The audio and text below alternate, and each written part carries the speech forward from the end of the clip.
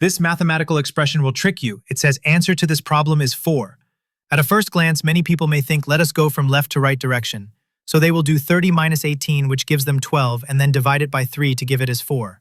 This matches our answer 4, just like the problem claims. But wait a minute. We should know this is not correct way to evaluate the expressions, if we are following mathematics laws. According to the order of operations, sometimes remember with acronym PEMDAS, which stands for parentheses, exponent, multiplication, division, addition, and subtraction from direction left to right.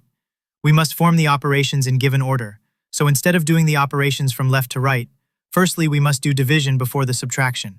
It means we should divide 18 by 3 first, and then subtract that result from 30, which will give us the correct answer.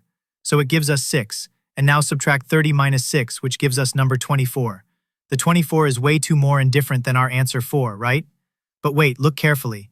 I have exclamation sign after 4. This sign in mathematical terms is 4 factorial. Magic it is. This means multiplying all numbers below 4, which 4 times 3 times 2 times 1, which gives us 24. Wait, what? That what I had written as answer at start of the video. Did you like my mental math magic trick?